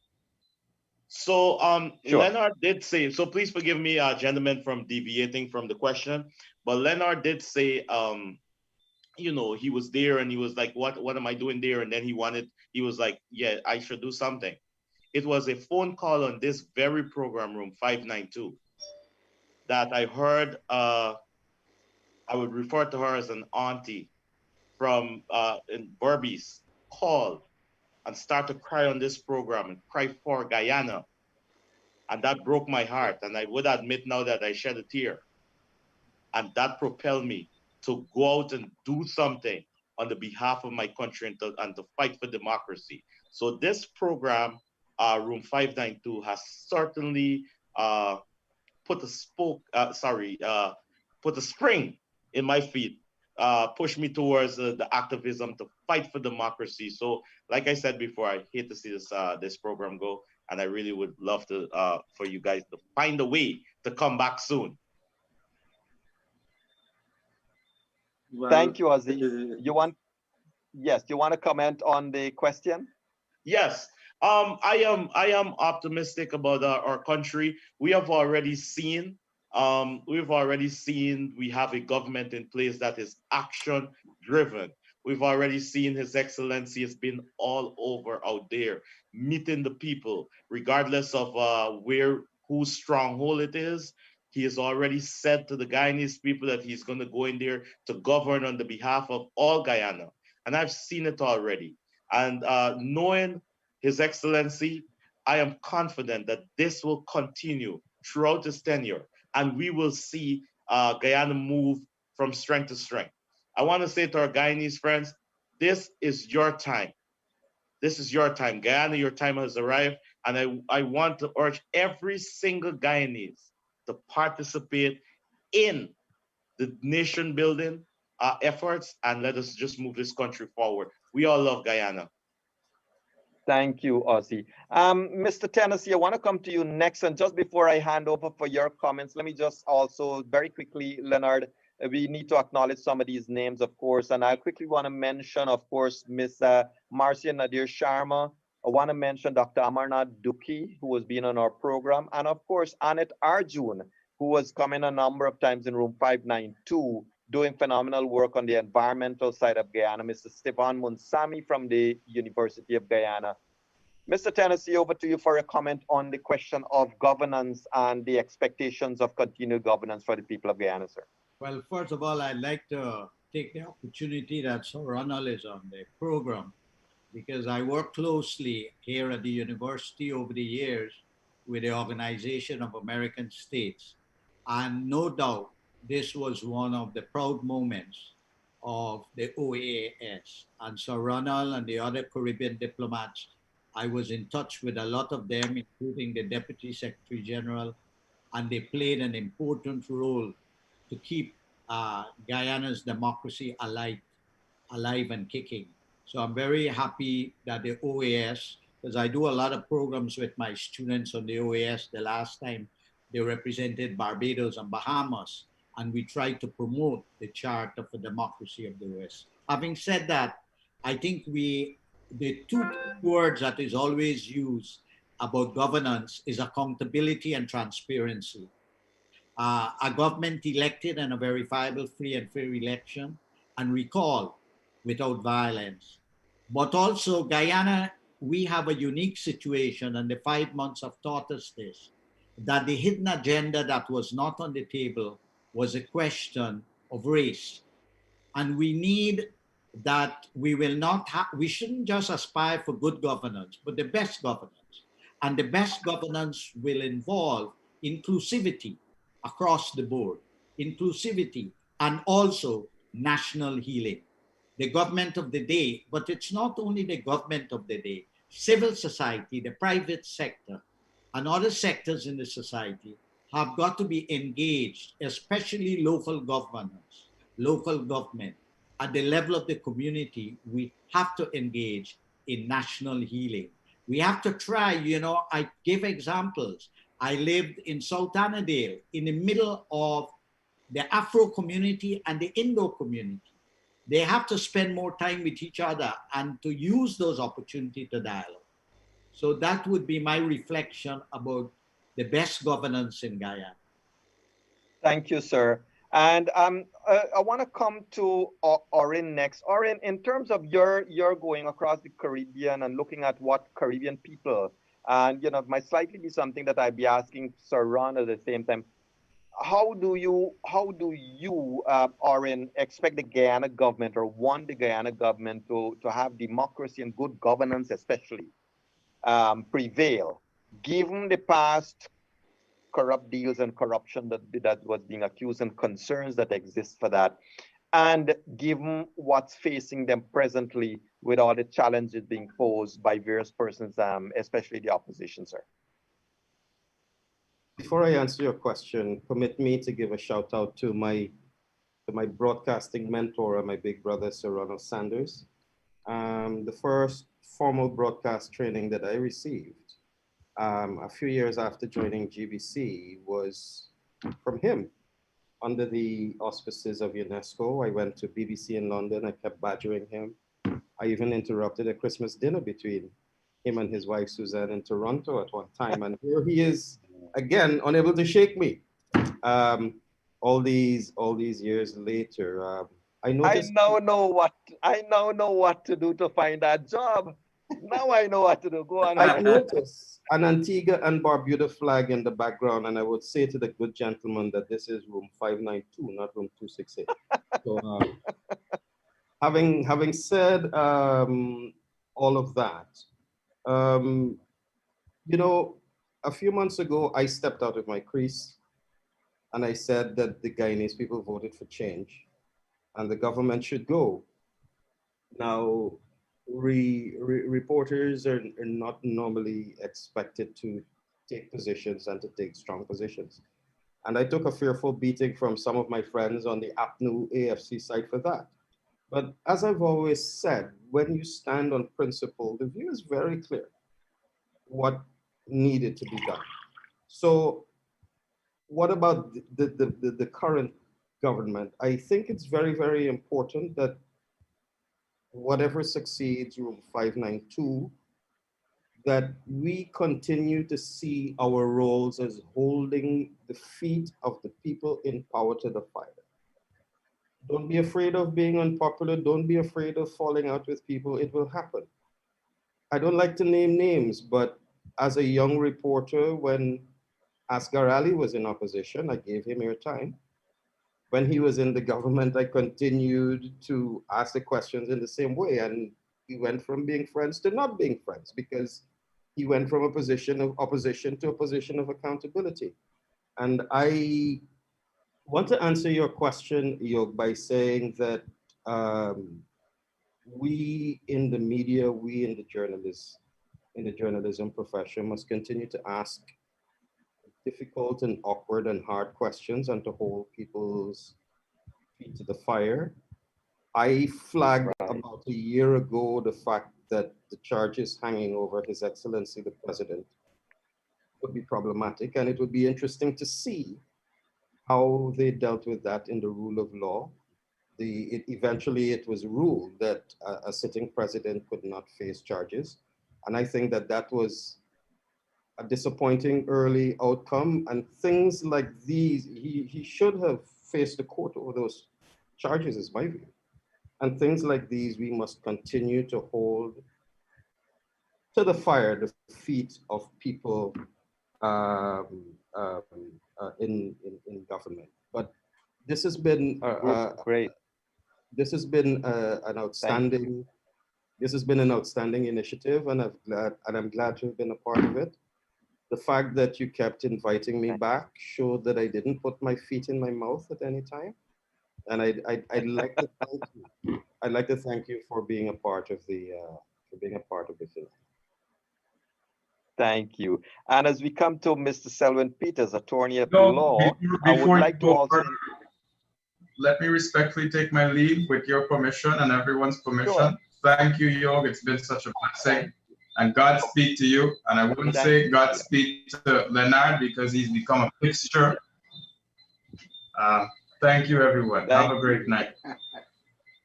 Thank you, Sian. You Thank have you a very good much, night. Sian. So I want to come to Mr. Selwyn Peters as well. And Selwyn, I would want to ask your thoughts if you can, sir. And I'm keeping Sir Ronald Sanders, of course, the best for the last, and not meaning the rest of you guys are not the best, right? You're all best, but you know what I mean. So Selwyn, we got to talk about a few things, and I wish there was time to really go into details. Look, you have things like a number of persons are now being investigated by the police for the election fraud or for the allegations into the election fraud, for the attempt to rig the elections. There are going to be special prosecution. There's going to probably, ladies and gentlemen, there'll be special prosecutors. I'm not at liberty to tell you who those special prosecutors are going to be. I'm not at liberty to tell you at this stage what will be the shape and form of the commission of inquiry and all of that. But I do have here a gentleman who sits on the side of human rights and law, and that is Mr. Selwyn Peters. Selwyn, how do you see governance? How do you see the shape of the next couple of weeks coming up? And especially your thoughts, sir, on the legal aspects of the, those persons being investigated presently. Well, certainly. If you can. Yeah, certainly, this is what I will say. And thank you for giving me this opportunity.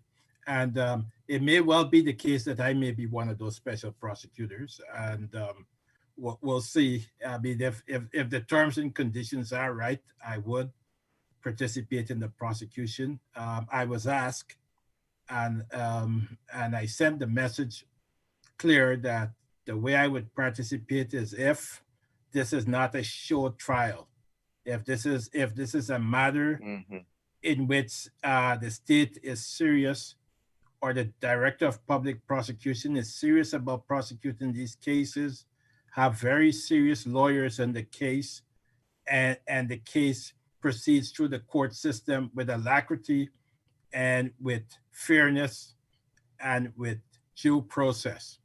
So in the event that you see me pop up as a special prosecutor, those are what my ideals would be, that the accused be treated very fairly, and that we present the evidence to the court, and the court makes its decision as to whether or not these people are culpable and whether or not the test has been met on whatever charges has been laid against them under the laws of Guyana. Thank you. Thank you for that, Selwyn. And we certainly wish you from Room 592 all the successes in the future as well. You and I will continue to talk, of course. We have lots of work to do. Sir Ronald Sanders, sir, I would want to ask you for your thoughts as well on governance and what is expected from your experience, sir. All across the Caribbean, you have been talking and walking the talk about good governance, sir. Your thoughts for the immediate future of this current government of Guyana? Well, let me begin by, first of all, acknowledging Oren Gordon. I didn't realize Oren was on, but Oren was kind enough to talk about the role that I played in his training. I have trained many people in different fields of my life. Oren Gordon is one of the outstanding ones in the area of journalism and broadcasting. I need go no further than that. His work speaks for itself. But when I see him, I feel pride in myself, because I think this is a man that I helped to produce. But I could not produce him unless he had the talent to rise to the occasion, and he always had that. So for me, he is somebody whom I feel pride in for that reason. Now, having said that, and I suppose indulge in a little mutual admiration society with Oren, let me move on to the question at issue here. Look, Paul raised a point, which is not one that we should let go unless we pay some attention to it. And that is the underlying factor of racism that we saw in this last general election and in the 5 months that followed it. Some of the most violent, disgusting things were said, particularly on social media. And I regret to say that up to today, I still saw remarks of those kinds being made. This is a critical issue in Guyana. Guyana is one society. It is one people. You know, somebody mentioned in a book the other day, and it's a point I'd like to make now. Oren Gordon and I are both Guyanese. Our roots may have come ancestrally many hundreds of years ago from someplace else.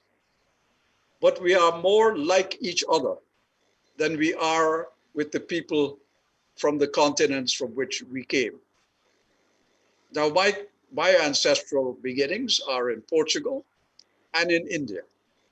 But I can tell you, having visited both places, I am comfortable with my Guyanese compatriots, whatever race or color they are, because that is the civilization and culture to which I belong. I don't feel at home in India. I didn't feel at home in Portugal. I feel at home in the Caribbean, and I specifically feel at home in Guyana with Guyanese people. It does not matter what race, color, or creed they are. And this is something I think that any government, and particularly this one, that has come into office at the end of this extremely bitter period for Guyana, has to pay attention to. Paul talked about inclusivity. There has to be inclusivity. And the government has to be seen to be bending over backwards to ensure that happens. Because unless we have one society, one Guyana, one people, it is going to be difficult for us to deal with our external problems. And we have many external problems. We've still got Venezuela. That's not disappeared. We have also problems that cross into our borders that we don't even see coming, like COVID, which Guyana now has to deal with and deal with quickly before it decimates the population more than it has already. So the point is that race question has to be dealt with, and it has to be dealt with openly and transparently. And we have to see the kind of inclusivity of the races in Guyana to make people feel that they have equity in the country. Very important consideration. And that has to be part of the governance of the country. Having said that, I have to express my profound concern about the attitude taken up by Mr. Harman as the leader of the opposition in Parliament on behalf of APNU AFC that he leads, because he's come into the position of opposition leader not accepting the fact that there is a legitimate government in office, not accepting that he was defeated in the election, and preaching a kind of narrative of inciting racism and violence, which is not good. It is not good for anybody in Guyana. It is a wrong path for Mr. Harman to be taking. As the leader of the opposition, he needs to oppose the government, but he needs to oppose them on the issues that matter. Not to continue to feed this issue, this feeling of race and hostility, but to tackle the government on the things they failed to do. That's what the role of the opposition is. It is remember, the role of the opposition is that it is a government in waiting.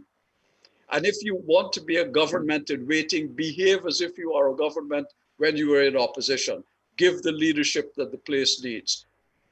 Question the issues that need questioning. And it brings me then to the question of democracy. You're closing up room 592, Yog, because you believe that you've accomplished your task democracy is alive and well in Guyana.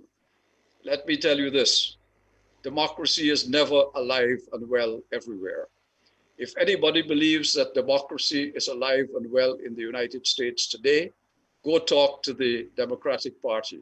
Go talk to Black people who are being disenfranchised throughout states in the United States. Go talk to the families of Black people who have been shot in the street by policemen. And let's look at the justice system and see just how just that system is.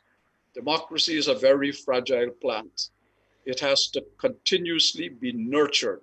So you may have closed room 592, but the role of something like 592 has to continue if, as Oren said, the people who are in charge of governance, if their feet are to be kept to the fire, it needs a vigilant press to keep that activity going. Vigilant press, incidentally, must also look at people like Mr. Harman and what he's saying, because what he's saying is not good for Guyana. He's not taking on the role of a responsible opposition leader. He is behaving as if he's an insurrectionist and an insurgent, and that is quite wrong. Now, my final point on the governance issue is this government does have great difficulties before it, financial ones, as you pointed out, but it will be a government that will have less financial problems than ones that preceded it. Because the reality is, whatever monies we get out of oil and gas, it will be that much more money than we have had before. That money has to be spent carefully. There has to be full accountability for it as part of the governance structure. If not, it will raise doubt in the minds of people. And one of the things that has to happen in good governance is that you have to carry the population with you. People must have confidence in government. And incidentally, government is different from governance. Governance is not just government. Governance is how the private sector behaves in a society, how the trade unions behave in a society, whether there is in fact a compact between all of the elements in society, that they have a common purpose, and that is the goal for which they're working. And they should do so in both a transparent and accountable manner.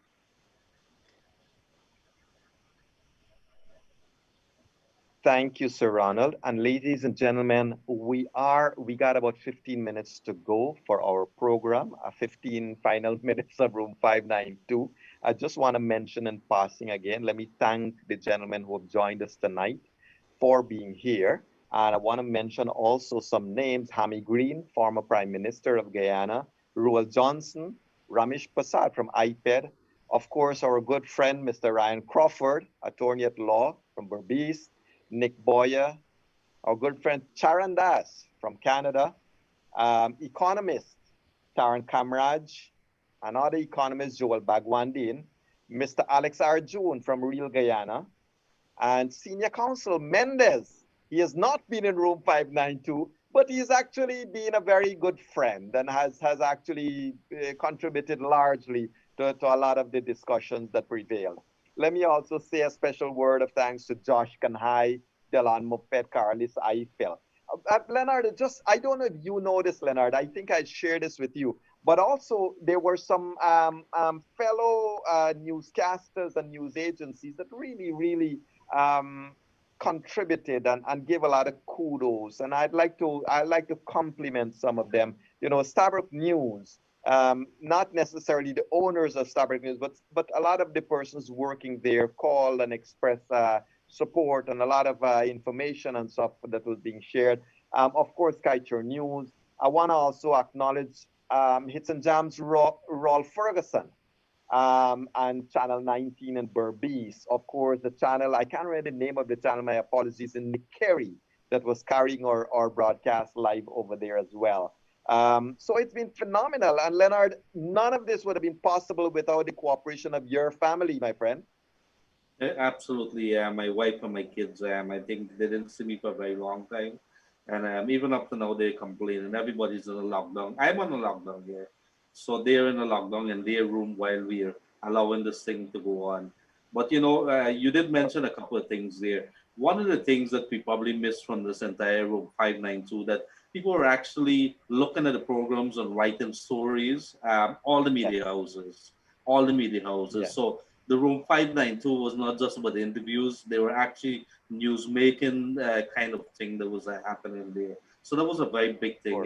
You could open the newspaper on a daily basis and see Room 592 with Dr. Mahadeo and Leonard Gildarie. Minister said this, or somebody said this, Ron Sanders said that. So it went on, and that was a big thing too. That was a very big thing that came out of it. Leonard, Correct. In fact, I was tickled. Yeah, go on, Oren. Yeah, Leonard mentioned the fact that his family saw very little of him. Is that a pillow behind you, sir? It is a chair with a little no, it's not a pillow. It's not a pillow. Good question. But the bottom is a bottle keep Leonard, coming. you are so right, and I felt I was tickled when I saw a lot of the media houses took more advantage of the Room 592 content than Kaieteur News did. So that was actually very good. Let me also mention on my own behalf a special thanks to my two sons. I have two sons. I don't know if you guys know this. One is 18 and the other is 5. So quite a disparity in age. One, the big one, his name is Yoga, and the little one, his name is Arya. So my two sons have always been, they're actually hiding in front and trying to jump up and make me laugh sometimes in the show. And they've been threatening me to do all of this. What's the thing? These videos that's TikTok, going around. TikTok.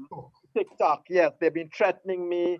And as soon as I walk down the step, my wife Anita would start dancing and holding the camera and say, I'm going to post you up there and let people see the other side. But thankfully, it all never happened. But thanks to them all, my brother, Dr. Mahadeo, and of course, Melissa. But also, ladies and gentlemen, I want to mention quickly, when we started this, Oren, you mentioned it, and Ozzy mentioned it. People were calling in, and there was a dire need out there for people to get physical help. The previous government of Guyana hands were tied, basically. Well, not really. They really spent a lot of money stupidly. But they didn't have money to spend for the people who were needy. We started a charity drive, and through the Mahadeo Foundation, we distributed over 30,000 hampers to the needy. And ladies and gentlemen, aside from the 30,000 hampers, we distributed 3 or 4, three truckloads of what we call in Guyana provisions, right? And I want to thank all those who contributed massively to these, we never shared a photograph because we don't believe in exploiting the recipient's plight. We never shared photographs publicly. We had to take some photos to share with the donors. So I want to thank you, and not many people in this room would know this, but we had also started another initiative simultaneously with Room 592 and Elections Watch. And that is, of course, the Temple of Light.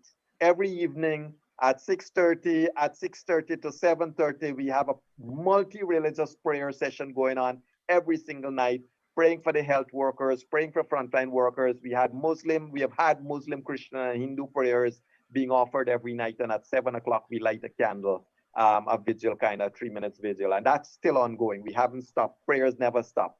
So ladies and gentlemen, I also like to thank that during, everybody wondered where I got my daughter from. But in COVID-19 time, I found a daughter, and her name is Ashley. And she also she's big though. She's quite big. And let me just say, Ashley, welcome to the family. But it's been phenomenal. And I want to say thanks to you all. And Leonard, it would not have been possible without you, my co-host. I'm not sure whether it's a cry or I'm not sure whether it's a cry or whatever it is. Well, let me say, you whatever form that it is gonna. I hear what everybody would have been saying, Sauron and the rest of the folks here, and obviously we'd have to look deep within the radio station. I think Glenn would be looking on, and Tishana, who's been managing the radio station for Glenn, this is his daughter, and everybody has been looking at what this would mean. Obviously, we knew that it would have had to come to an end sometime or the other, but we will be taking counsel from you guys that there is definitely a need for something like this. Are we ever going to probably replace Room 592? I think not. But we are going to have to come up with we'll have to scramble to come up with a format that is going to probably bring some kind of analysis. And I'm glad that you guys have offered in your minds, if I'm reading and looking at your so very happy faces here, that we're going to bring back a Yog and we're going to bring back Sauron and Selwyn and the rest of the guys. Orin, I know he's going to be right up under me. And Mr. Paul Nehru, Tennessee, of course, we're going to be there. And of course, my good friend there, O.C. Rogers, we are going to be bringing something, and let us see what happens. And Yoga is going to be with us all the time. So we're not going anywhere, maybe in another form, in another place, but that's it. And I see Orin want to say something. Yeah, it just shows the Yes, power. and just before you say Orin, let me also mention, thank you, Orin. Let me also mention people like Wesley Gibbons from Trinidad, who was a fantastic part. And let me also mention the new president. I've had discussions with him, albeit not officially, of Suriname. Quite a gentleman and quite a passionate gentleman for the development of the people of his country and people of his neighboring countries. Orin, back to you. Yeah, I was just going to thanks for mentioning Wesley. He was the person who introduced me to you. Yes. In a manner of speaking. I was just going to say in response to Leonard about the talk about the power of the media today. You can sit down in Australia at whatever time of day or morning or night it is and watch this. And people are responding in real time with comments, suggestions, questions, wherever in the world they are. And you know, this is a beautiful and powerful thing and a really, really good concept. And I hope it continues in some form or fashion. The beauty of it is the is the spread. I could just as easily be in New York watching it and participating in the program as I am in Chaguanas, Central Trinidad. Yes, thank you. And ladies and gentlemen, remember, I wish to just share this all with you all out there. And this is my view. I do not hold any of my guests here tonight as sharing these views. But, you know, we all agitate to have a better world, ladies and gentlemen.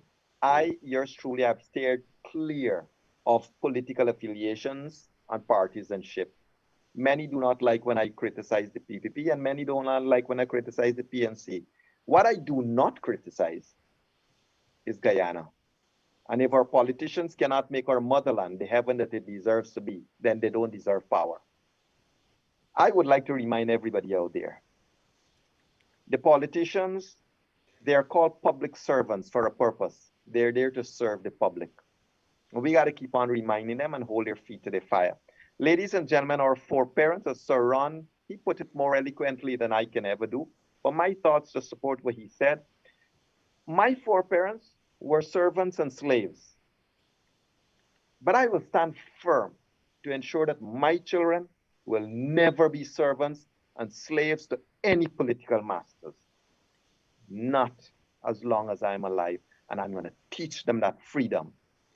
So ladies and gentlemen, we all got to realize, every single one of you, you have the power to remove a government. The democratic right to your vote. It is sacred, it is profound, it is in your constitution, and it is the right we have. It is up to you all. Ladies and gentlemen, I'm going to hand around to our room for 60 seconds each. We are quickly running out of time. We got just about 3 or 4 minutes to go before Leonard closes the door permanently. I want to start with Sir Ron first. Sir Ron, your closing comments, sir, as we wrap it up tonight. Well, I think what you just said, Yog, is very important. That is that people must remember, and the people who have to remember this more than anybody else is the people who now serve in government. They have been elected to serve the people, not for the people to serve them. And the people who must remember that more than anybody else is they themselves. The minute they start seeing themselves as something other than the people's servants, then it is time for the people to let them know who they are. So thank you very much, and congratulations on this program. You guys did a wonderful job. It is a shame that this room is going to be closed. I hope others open as a result. Thank you, Sir Ronald Saunders. It's been a pleasure. Ozzy, your final comment, 60 seconds, sir. Well, thank you very much for making me a part of this program. I have learned a lot. Um, I want to acknowledge the heroes of the struggle for of the past 5 months during our dark days.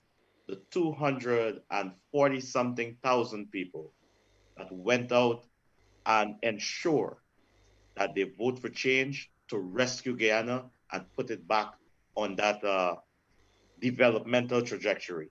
And like I said before, I'm an optimist, and I believe that Guyana time has come.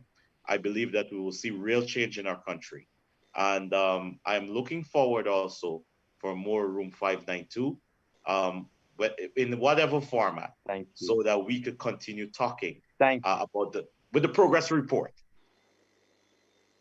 Thank you. Thank you, Ozzy. Selwyn Peters, your final comment, sir. 60 seconds.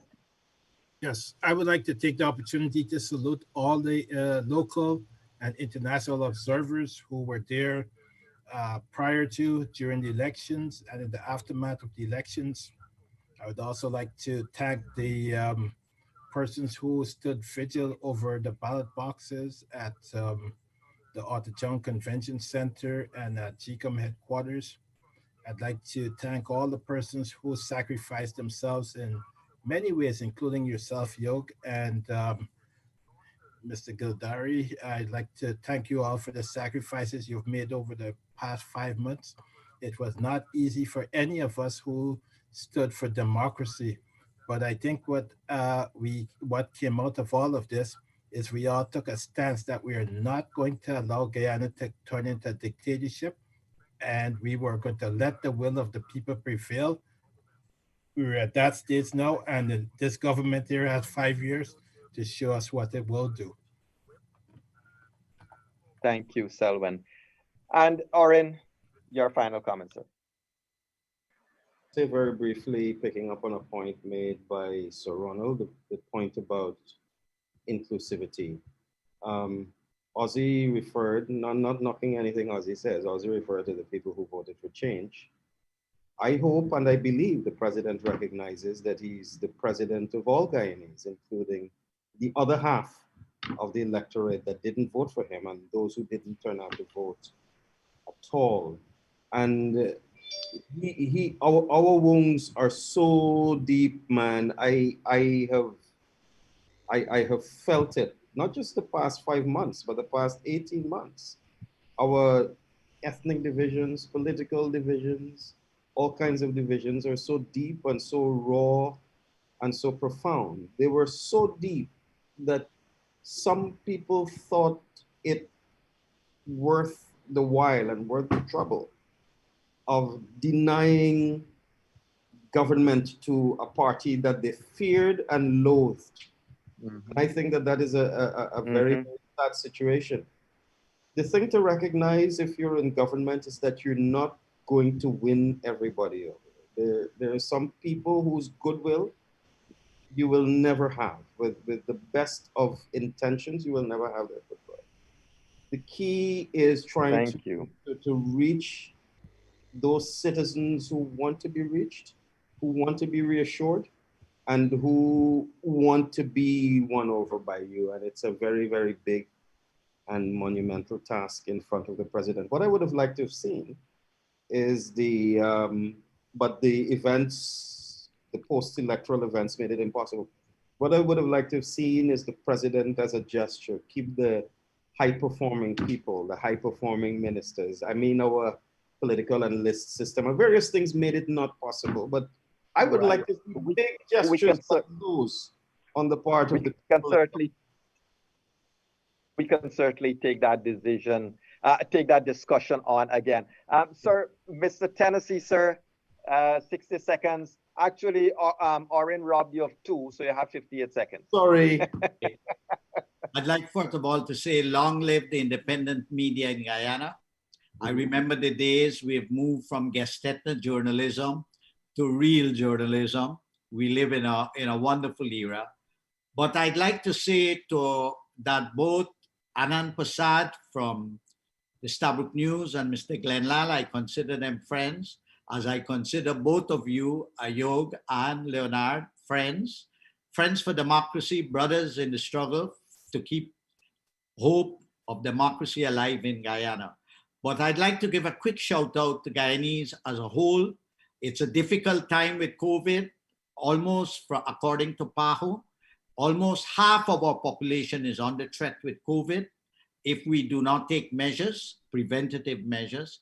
And I hope that we could stay strong, we could stay courageous, we could stay fearless, we don't get discouraged, and that we remain self-confident and fight on for a new, better, and united Guyana.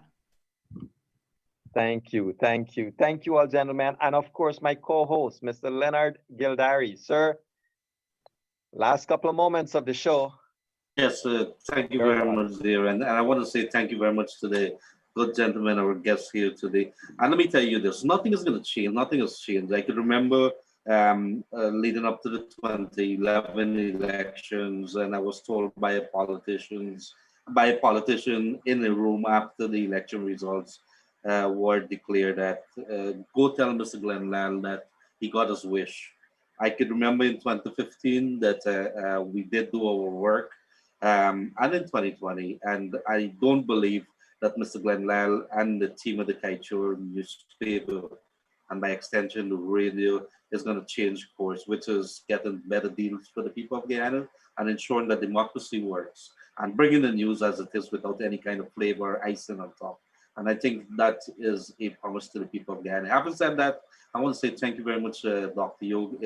You have taught me a lot. You have taught me to come out of my shell. But of course, one of the biggest things that I would take away from Room 592 and wherever this takes us, wherever this takes me, and the newspaper and the radio, the people that we would have been interacting with, the people of Guyana, wherever they would have been joining us from, I think that was one of the biggest things for me. They would have been there encouraging us, giving us the support, giving us the licks when we deserve it. So that for me was one of the big things too. But whatever it is, at the end of the day, Room 592 did make its mark, and Yog Mahadeo, you've done Guyana as good service. I want to say thank you very much, sir. Thank you, Leonard. Ladies and gentlemen, as we wrap Room 592, and I must say, it has been a pleasure to be at service. It's been a pleasure to have been in the company of the intellectuals who have been part of Room 592. I want to remind you all, ladies and gentlemen, you can all, each and every one of you across this country, you can all expect better, and you can all stand up and speak out. Freedom is yours. Regardless of who wants to dictate your lives, you can stand up and you can speak out and you can make a difference on your own. You, ladies and gentlemen, are in control of a government. The government is not in control of you. You run the government. The government doesn't run you. Members of parliament, ministers, the president, every single one of the politicians and political appointees are paid for. Their services are paid by you who pay your taxes. Don't let them tell you otherwise. Ladies and gentlemen, you are the paymasters of the politicians. They're in your pockets. You must not be in their pockets. And so I wish to ask every one of you. The Greek philosopher Aristotle once said, knowing yourself is the beginning of all wisdom. Let this 2020 be the dawn of a new beginning for Guyana. Ladies and gentlemen, never again must we allow the politicians to run this country in the way it's been run for the past 54, 55 years. The change can be made by us demanding excellence and excellent service from everyone. I will continue to abhor and speak out when I can against wrongs of the politicians. But that will be for another time and another occasion. It has been a distinct pleasure, ladies and gentlemen, to be of service to you all. If it's one thing I hope that Leonard and I have shown, it is that we can all stand up and speak out against the worst or against the best. Your right is a fundamental right. Never give it up. Ladies and gentlemen, as I say at the end of each night's closure of room 592, I will say again for this last time.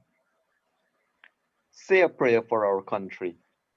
It is the best place on earth. Say a prayer for our countrymen. Unity will make us achieve the greatest of great things. May God bless this beautiful country of ours. My brothers and sisters across this country, it's been a distinct pleasure to have been of service in room 592. May God bless each and every one of you. May God bless this beautiful country of ours. I love you all. Until we meet again. This is it from room 592. Bye-bye now.